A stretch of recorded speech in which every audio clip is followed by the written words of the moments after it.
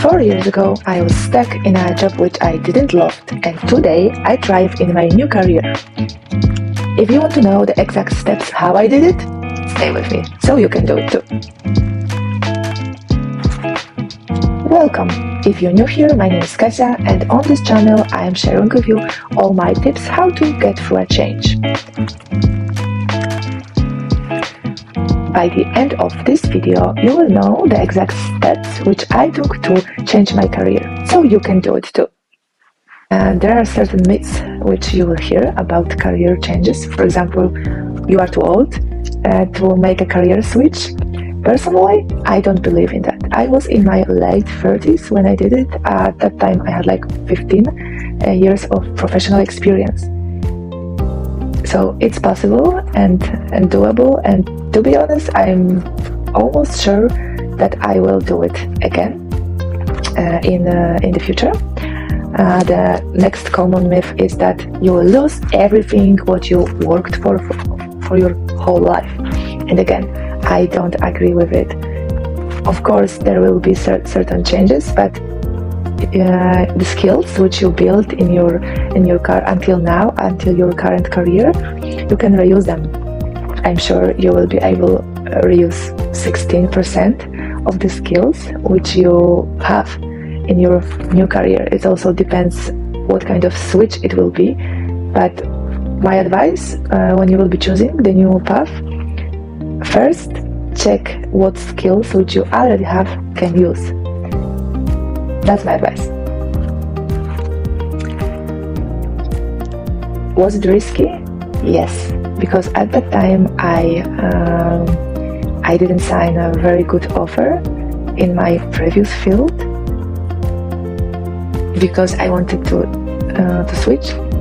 I took a risk and a 6 months opportunity to try myself in the new role, and at that moment of my life, believe me, it wasn't easy.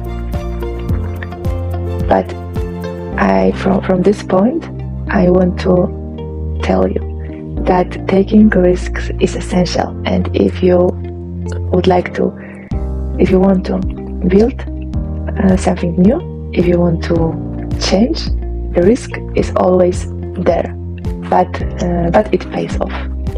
Also, probably you will hear a lot of negativity and some rejection. It will happen. I will not tell you it didn't, but again, just be sure what you want, why you want it, and go through. The next one was a critical game changer for me, which is networking and mentorship. When I felt confident enough and had enough theoretical knowledge, I started talking with people in my organization, with people outside of my organization who already worked in this field, simply saying that here is what I know and I would like to change, to do a step and change my career path. I've heard different answers, depends on people and of course their experience. There were some people who advised me not to do it, but of course I talked with many who really cheerleader me to encourage me to make this step. And by saying it was critical, I really meant it. So at some point I was introduced to a person who offered me mentorship program within the company I worked, with a caveat that it will be between 3 to 6 months, and after that period we will do the assessment if it makes sense to stay for me or it doesn't. So it wasn't like crafted mentoring program yet, it was pilot, so I had to put a lot of effort to make it happen, and also my mentor at that time, we worked hand by hand together to make it a success.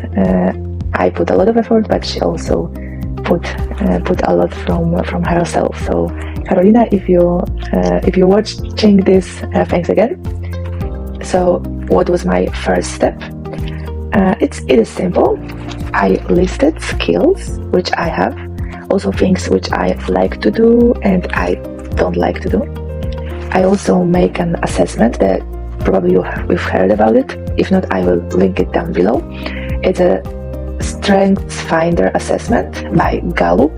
Basically, you have 34 talents. Each of us has a talent, has things which we are good at and not that good at. So Gallup, he listed 34 talents, and when you take the assessment based on your answers, you will receive the results with the list of your top 5 talents, and also you can see the list in which things you are talented less. I also took other few assessments which are not that known. However, you can easily find something on Google. I also took the one about the colors to indicate which colors of personality are your preferred. I will also link it down below in the description. So when I knew what are my talents, I also connected with career coach who helped me to get through them, who helped me understood what I'm good at and how I can get further. I also made a list of things which I'm not good at, which I don't like, and based on that I started to looking for roles. When I knew already what I wanted to do, what will be my next career, I took and I really said, and I still am convinced that I took every opportunity which came to my way to already try myself, not even working in this field yet. I can imagine that you are wondering what was the why behind my decision. So first of all, I really wanted to work more with people and less with numbers, less with Excel sheets. I wanted to do a creative work, to do something from scratch instead of following manuals, procedures and policies. I wanted to make more improvements. Actually, I wanted to make improvements as much as possible. I wanted to help the team to become more productive. I wanted to keep changing the work environment.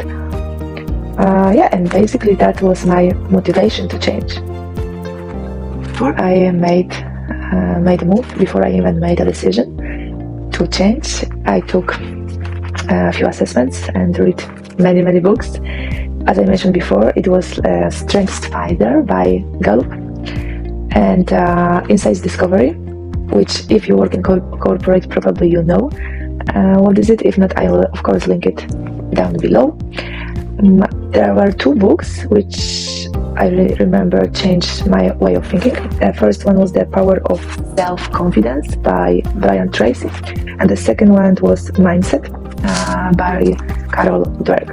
And about the mindset, if you are interested, you can check my other video, which I will also link down below.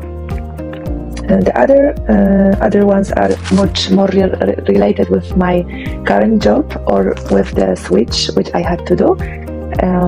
In my previous job, I worked in finance, so basically I was like doing calculations in Excel or filling some blocks in the SAP. And in my current job in IT, I work as a Scrum Master, so completely different skills. And the biggest difference is that now I'm the one who is facilitating, I'm the one who is talking, who is preparing presentations, also who is preparing, designing and facilitating and leading workshops. So basically person who is publicly speaking. And that was the biggest fear for me to speak in front of the audience. So first of all, I had to level up my English. I think that was the first one. I remember it helped me a lot with public speaking. The book by Caroline Goidier, Find Your Voice. Caroline also had a YouTube channel, and I think it's still there. And in general, she is a person who teaches public speaking. I also took a People School by Vanessa Van Edwards. In general, this is tool which help you to communicate better with people around you. Did I have doubts? Of course. Did I feel fear? Of course I did. Did I felt insecure? Yes. And I'm sure that you will also have those feelings. However, they shouldn't stop you to do what you really want to do. And believe me, changes are hard, but you know what is harder? Staying in a place which you don't like.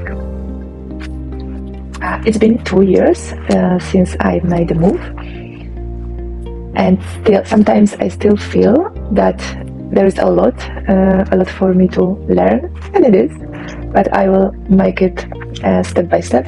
However, what I can say that every day before the day work starts, I'm really happy person. Of course, I have struggles, and of course, not all days are shiny, and there are problems. However, it's much easier to face the problems if you like what you do. If this topic resonates with you, stay tuned, because I'm preparing for something else to reach even more people, share my story, and encourage them to change their careers for the one which they love. So that's all for today, which I wanted to share with you. And believe me, if I could do it, you can do it too. If you would like to hear more or have any specific questions, please write your comments down below or message me in private message. Bye bye.